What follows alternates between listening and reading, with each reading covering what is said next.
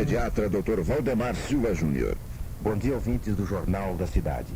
Vamos falar do inconveniente de permitirmos a criança chorar até que pare por si mesma.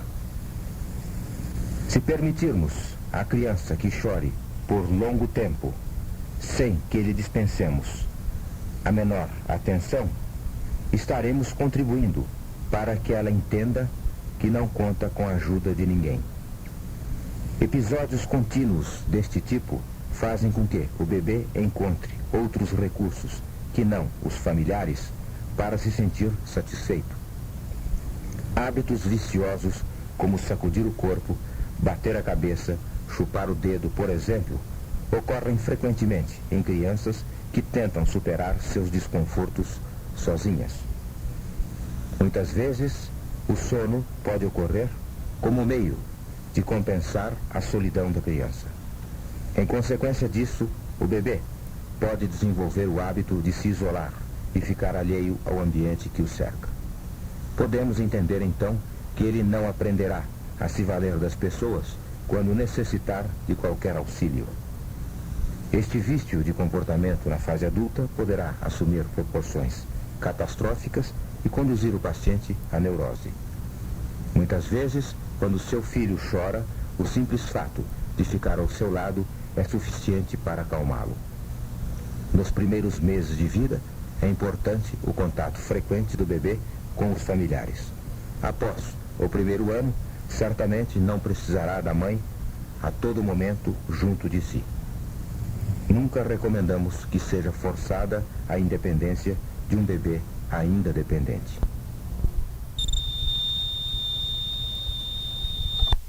Hoje vamos falar sobre a capacidade que têm os bebês em ver e ouvir. Inúmeros trabalhos comprovam que os bebês recém-nascidos, além de ver e ouvir, têm capacidade de reação aos mais variados tipos de estímulos. Convém salientar que o recém-nascido possui todos os estímulos presentes, tais como olfato, paladar, tato, visão, audição, etc. Observou-se também que após os primeiros dias de vida, os bebês mostraram grande interesse por figuras complexas em preto e branco, desprezando desenhos coloridos mais simples. Determinados estudos realizados em berçários mostraram que bebês habituados a certos sons, como os dos batimentos do coração, apresentavam-se mais satisfeitos e choravam com menos frequência. Estes estudos comprovaram também que o recém-nascido tem capacidade de se acostumar a um determinado tipo de estímulo, pondo em evidência o fato de que os bebês reagem de maneira diferente a cada nova estimulação. Este fato mostra que desde o início o recém-nascido tem condições de aprender e que ao mesmo tempo em que se habitua a uma determinada situação, se aborrece com ela, sentindo necessidade de estímulos variados. Isto é, o bebê requer, por exemplo, que frequentemente variemos não só os objetos que o rodeiam, como também exige que os sons do ambiente que o cerca sofram mudanças periódicas. Nosso tema é os estímulos sensitivos dos bebês. O primeiro estímulo sensitivo do bebê ocorre quando mesmo é amamentado. Nesta oportunidade, ele tem condições de observar a expressão do rosto da mãe, assim como seus movimentos com as mãos. O modo de segurar a criança, mantendo-a em condições de poder ficar descansada, lhe dará grande satisfação.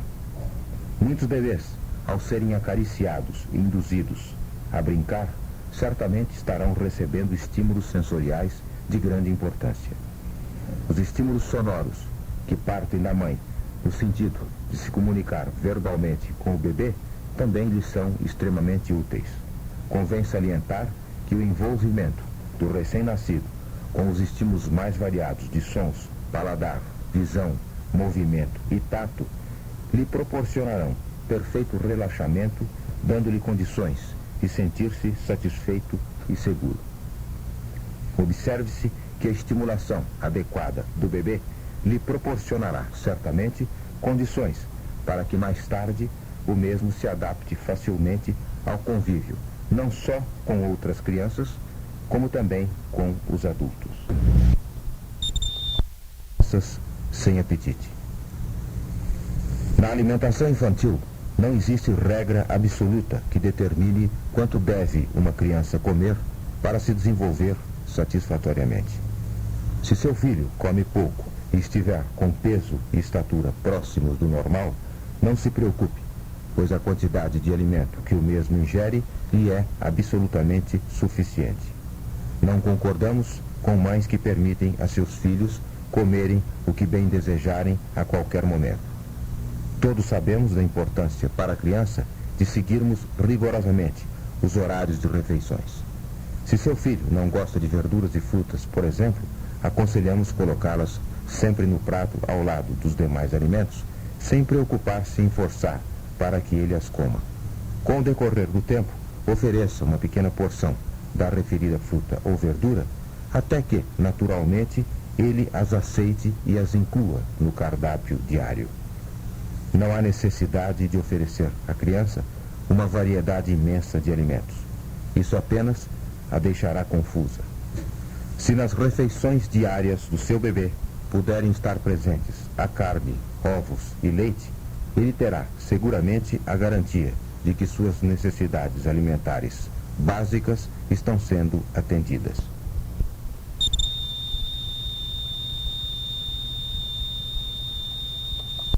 Falamos sobre a catapora. A varicela ou catapora é uma doença infecciosa aguda de caráter epidêmico, muito frequente na infância e produzida por vírus. A doença caracteriza-se por um exantema, isto é, uma erupção de pele constituída inicialmente por manchas salientes que se difundem pelo corpo e que em seguida se transformam em bolhas, com o aspecto de gotas de orvalho. Estas bolhas são sempre acompanhadas de coceira intensa e precocemente se rompem, transformando-se em crostas que se destacam.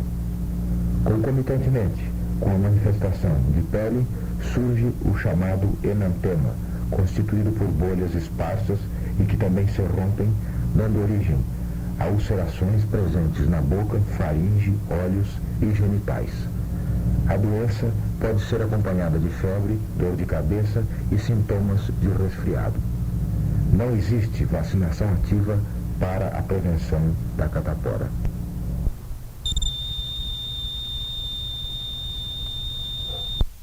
Vamos falar sobre crianças que momentaneamente não querem mais ir à escola. Nesta eventualidade, é muito comum os pais responsabilizarem a criança por tudo o que acontece. Recomendamos, como medida inicial, ir à escola e saber o que realmente ocorreu. Fato relativamente comum é seu filho se incompatibilizar com um determinado colega ou mesmo se amedrontar diante de uma punição estabelecida por sua professora.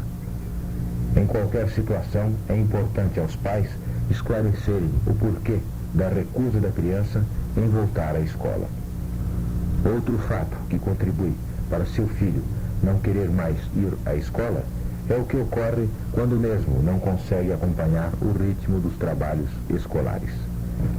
Esta incapacidade pode produzir na criança uma aparente sensação de fracasso, fazendo com que a mesma deseje fugir desta situação desagradável.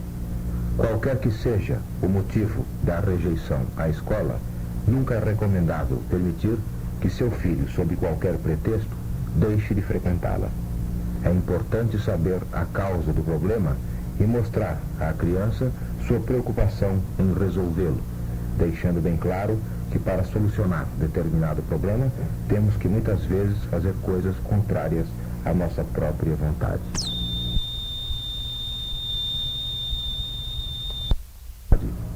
Falaremos sobre criança e o uso da chupeta. Modernamente, procura-se evitar o uso da chupeta. Nós, particularmente, não somos totalmente contrários a este hábito. Sabemos que uma criança, quando se encontra hospitalizada ou com qualquer tipo de sofrimento, sente-se melhor quando lhe oferecemos uma chupeta. Porém, não é recomendável dar uma chupeta a uma criança que chora sem motivo aparente. Pesquisadores concluíram recentemente que os bebês têm uma capacidade de exploração visual diminuída quando chupam chupeta.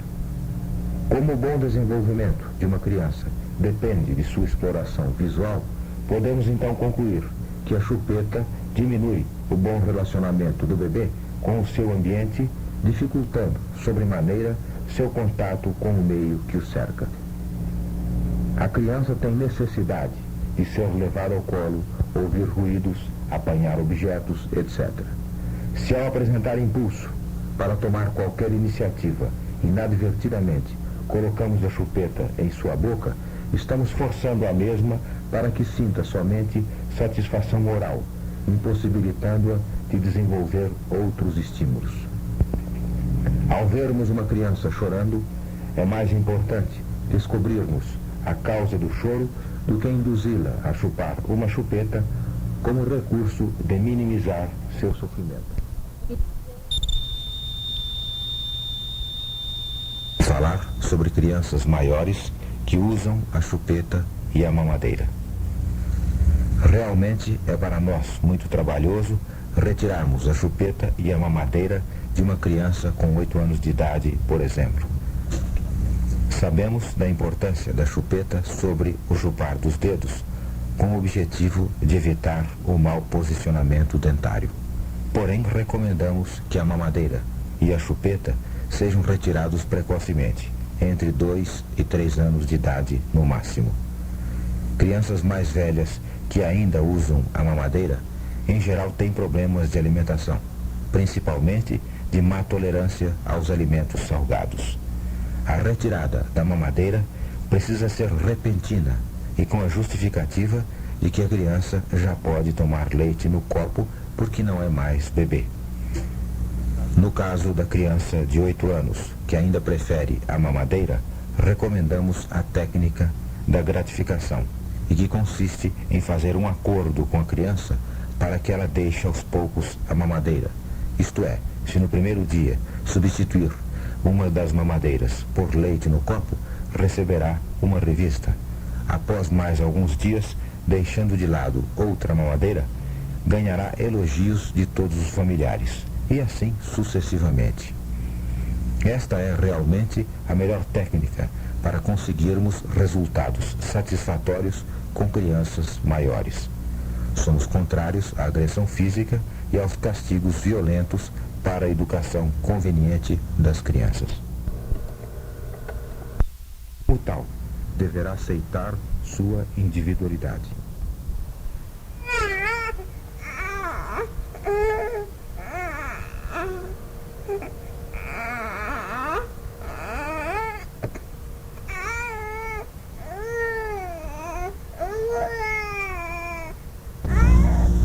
Hoje falaremos sobre as consequências da ausência do pai na educação de seu filho.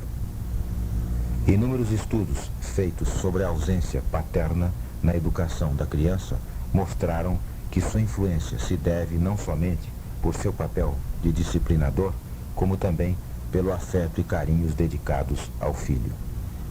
Trabalhos realizados com crianças cujos pais estiveram ausentes do lar por força de obrigações para com o serviço militar, mostraram que os meninos apresentavam tendências mais femininas do que aqueles cujos genitores estavam em casa. Note-se que aquelas crianças educadas longe da influência paterna mantiveram sua orientação feminina apesar da volta do pai ao lar. Acrescente-se a isso o fato de que as crianças que ficaram longe de seus pais no primeiro ano de vida sentiram grandes dificuldades no relacionamento, não só com crianças, como também com adultos. Concluiu-se também que muitas vezes a delinquência juvenil estava diretamente relacionada com crianças cujos pais estiveram ausentes ou não desempenharam seu papel convenientemente. Aliás, é muito importante salientar que a ausência física do pai não é somente a causa dos grandes problemas da infância. Vários exemplos mostram que pais sem iniciativa e desinteressados pela educação de seus filhos são responsáveis, muitas vezes, por danos irreparáveis à criança. A importância das proteínas e dos sais minerais na alimentação infantil. A proteína é um dos mais importantes elementos do organismo. Órgãos nobres de nosso corpo, como por exemplo cérebro, coração e músculos, são constituídos principalmente de proteínas. Elas são necessárias obrigatoriamente ao desenvolvimento das crianças. As mesmas estão contidas em maior ou menor grau na maioria dos alimentos. Os alimentos mais ricos em proteínas são ovos, leite e carne, vaca, aves e peixes. Outros alimentos, como as ervilhas e soja, também possuem elevada taxa proteica. Quanto aos sais minerais, podemos afirmar que desempenham função de grande importância em nosso organismo. O cálcio e o fósforo, por exemplo, estão intimamente relacionados com o desenvolvimento dos dentes e ossos. Os glóbulos vermelhos do sangue estão constituídos principalmente por ferro e cobre.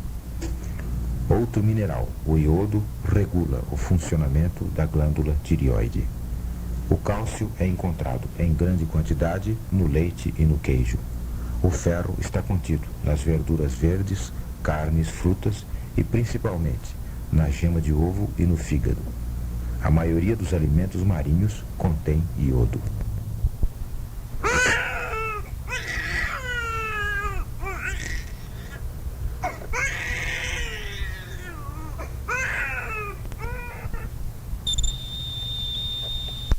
Falaremos sobre o raquitismo.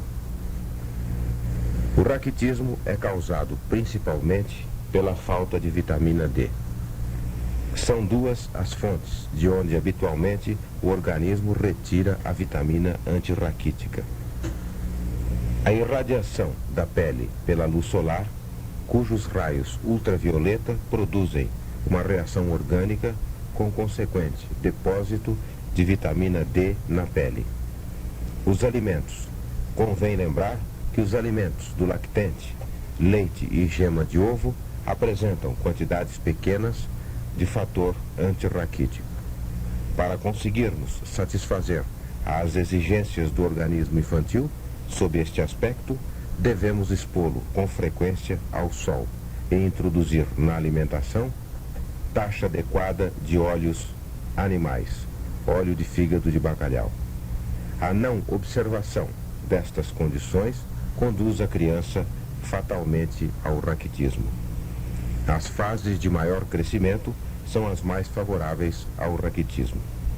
A incidência do raquitismo ocorre principalmente nos primeiros anos de vida e com predominância sobre os prematuros. Bom dia, ouvintes do Jornal da Cidade. Vamos falar do inconveniente de ameaçarmos a criança com o objetivo de evitarmos que a mesma faça travessuras. Nós, particularmente, não recomendamos a ameaça sob qualquer pretexto. É muito comum ouvirmos as mães dizerem a seus filhos: se você não ficar quieto, levará umas palmadas. Ou, se você não parar de chorar, eu o levarei ao médico para que ele lhe dê uma injeção. Com esta atitude, a criança fica sempre amedrontada, temendo tudo, todos e até mesmo o médico, que nunca lhe fez mal algum. Recomendamos explicar sempre, com muita paciência, à criança o que deve e não deve ser feito. Nunca devemos agredir uma criança com o objetivo de educá-la melhor. Devemos ter sempre em mente que violência gera violência. Uma palavra firme, porém meiga e sincera, transmite, muitas vezes, mais segurança e tranquilidade do que muitos puxões de orelha. Estejam certos de que esta onda de violências, porque o mundo passa, é sem dúvida alguma fruto de desajustes no lar, onde muitas vezes o pai agride não só seu filho, como também a esposa, produzindo na criança uma imagem de agressividade que poderá se manifestar mais tarde, quando a mesma atingir a idade adulta.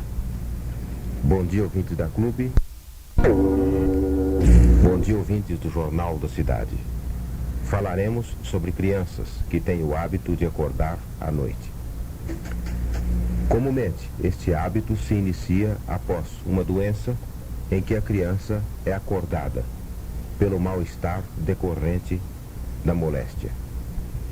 Desta forma, mesmo depois de passada a enfermidade, os pais continuam permanentemente acompanhando a criança, ainda preocupados com a saúde do bebê. Os pais deverão ter consciência de que o colo pode favorecer a criança a acordar não apenas uma vez na noite, mas várias vezes e, consequentemente, adquirir disposição para brincar neste horário reservado para o sono. Consegue-se com relativa facilidade contornar o problema. O objetivo principal é mostrar à criança que o ato de acordar à noite não lhe proporcionará qualquer benefício. Recomendamos que deixem o bebê chorar por alguns minutos para então atendê-lo sem contudo tirá-lo do berço. Inicialmente, o mesmo fará grande estardalhaço para, com o decorrer dos dias, chorar cada vez menos, até que se acostume. É conveniente manter a cama da criança fora do quarto dos pais, pois a presença dos mesmos ao seu lado, mesmo que demonstrem estar dormindo, estimula a criança a chorar por mais tempo. De ouvintes do Jornal da Cidade, vamos falar sobre as crises de raiva e suas causas. As crises de raiva ocorrem frequentemente na criança entre 1 e 3 anos de idade. As referidas crises aparecem quando a mesma se sente contrariada e fazem com que a criança se jogue ao chão, batendo violentamente a cabeça e as mãos. Não devemos dar importância às crises isoladas, porém, quando as mesmas tornam-se frequentes, significam que a criança está apresentando distúrbio que precisa ser esclarecido. Nesta eventualidade, é conveniente sabermos, por exemplo, se ela dispõe de objetos e brinquedos para se divertir. Se a mãe não é muito rigorosa a ponto de impedir-lhe que brinque à vontade. Se é afastada intempestivamente de seus brinquedos para tomar banho ou comer. É muito difícil para uma mãe evitar todas as crises de raiva. Não é recomendável ceder à criança e fazer tudo o que a mesma quer, pois isto só agravará a situação. Também não conduz a bons resultados discutir com a criança nos momentos de birra, pois a mesma não estará em condições de ouvir nada. É conveniente deixá-la só durante as crises, pois percebendo que não está sendo motivo de preocupações, voltará rapidamente à normalidade. Certos bebês só param de chorar quando a mãe lhes dirige um pouco de carinho. Assim sendo, nesta eventualidade, é bom tentar fazer as pazes e nunca deixar de demonstrar carinho e afeto para com a criança. Bom dia, ouvintes do Jornal da Cidade. Hoje falaremos sobre o resfriado comum. O resfriado é a doença mais comum em crianças, ocorrendo com muita frequência até a idade de 2 anos aproximadamente. Trata-se realmente de uma doença que não deve produzir maiores preocupações à mãe. Seus sintomas principais são coriza, febre, inapetência, vômitos, diarreia e, frequentemente, muita irritabilidade. Achamos conveniente ressaltar que a inapetência apresentada pelas crianças com resfriado deixa as mães muito preocupadas. Para essas, podemos afirmar que com a cura do resfriado, o apetite voltará à normalidade. Recomendação importante para crianças resfriadas é manter as narinas das mesmas sempre desobstruídas, facilitando a respiração. Para aquelas crianças cujo resfriado assume maiores proporções, achamos conveniente que as mesmas sejam examinadas pelo seu médico assistente. Falaremos sobre as crises de perda de fôlego dos bebês. As crises de perda de fôlego ocorrem frequentemente em crianças de 1 a 3 anos de idade. Observa-se que estas crises aparecem principalmente quando as crianças choram ou quando caem e se machucam, ou quando ficam contrariadas. As crises de perda de fôlego são reconhecidas facilmente, pois nelas a criança prende a respiração e fica com a face azulada. Estas crises causam muita preocupação aos pais que supõem tratar-se de doença grave. Na realidade, não passam de um tipo de birra. Em vista deste fato, achamos conveniente não realizar todos os desejos da criança com o objetivo de prevenirmos as referidas crises. Convém salientar que estes episódios de perda de fôlego passam espontaneamente, não existindo verdadeiramente tratamento específico. Para aquelas crianças que apresentam crises com muita frequência, aconselhamos exame médico cuidadoso com o objetivo de afastarmos doença do sistema nervoso. Bom dia. Nosso tema de hoje focalizará a mãe que trabalha fora de casa. Determinadas mães necessitam do trabalho para sua sobrevivência. Enquanto algumas crianças apresentam um bom comportamento apesar da ausência materna, outras desenvolvem-se apresentando sinais visíveis de desajustes e de falta de carinho. É muito chocante saber-se que uma determinada mãe trabalha fora e paga caro para que outra pessoa cuide de sua criança de maneira incorreta e desamorosa. Outras mães, por apresentarem diploma profissional, alegam que se não trabalharem, não se sentirão totalmente realizadas. Concordo plenamente com elas, desde que estabeleçam normas para que suas crianças sejam devidamente acompanhadas durante sua ausência em casa. Sabemos muito bem que mães desajustadas dificilmente terão condições de transmitir segurança a seus filhos. É muito importante ressaltar que a criança mais nova necessita de muito carinho e firmeza em sua educação. Neste caso, é a mãe a única capaz de preencher com propriedade estes requisitos. Levando em conta tais aspectos, a genitora concluirá que, apesar da satisfação pessoal de trabalhar fora e dos vencimentos recebidos pelo referido trabalho, é muito mais gratificante dedicar-se a esses entes queridos que são seus filhos. Bom dia, ouvintes. Causas. Os cacuetes nada mais são do que hábitos de origem nervosa e que ocorrem mais frequentemente a partir de 2 anos de idade, com uma incidência maior em torno dos 8 anos. São caracterizados por hábitos como piscar os olhos, tossir, movimentar os ombros, torcer o pescoço, etc. Observa-se que os cacuetes aparecem quando a criança encontra-se submetida à tensão emocional. Estes podem permanecer por meses, desaparecer por completo ou serem substituídos por outros. Os cacuetes ocorrem predominantemente em crianças cujos pais são muito severos e estabelecem uma atividade muito intensa para a criança e, consequentemente, com poucas possibilidades de serem cumpridas. Pois bem, a criança, nesta eventualidade, por não ter condições de satisfazer às exigências dos pais, se vê tomada por impulsos nervosos que se manifestam sob a forma de cacuetes. Não é aconselhável castigar seu filho por apresentar cacuete, uma vez que o mesmo é involuntário, isto é, não depende da vontade da criança. O castigo poderia até mesmo agravar as condições emocionais de seu filho. Recomendamos cercar a criança portadora de tique nervoso de todo o carinho e procurar cuidadosamente tornar sua atividade, tanto em casa quanto na escola, mais tranquila, evitando ao máximo qualquer tipo de repreensão. Bom dia, ouvinte. Vamos falar de mães que desmamam mais cedo seu primeiro filho em virtude de estarem esperando outro bebê. Sabemos que este fato poderá trazer alguns problemas, porém não há necessidade de antecipar o desmame.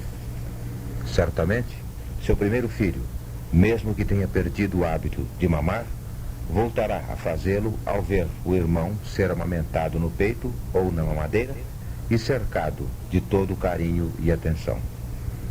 Esta regressão do filho mais velho à mamadeira é muito frequente e realmente compreensível, sendo até aconselhável satisfazer a estas exigências da criança. Recomendamos iniciar o processo de desmame do filho primogênito sem levar em consideração a existência do filho mais novo. Este processo será tanto mais fácil quanto mais equitativas forem as atenções a ambas as crianças, isto é, o filho mais velho deverá receber o mesmo carinho e atenção que o mais novo. Sabe-se que a amamentação ao peito produz efeitos anticoncepcionais. Em vista deste fato, uma determinada mãe que amamentasse seu filho até os 2 anos de idade, por exemplo, teria condições de ter outro filho somente depois deste.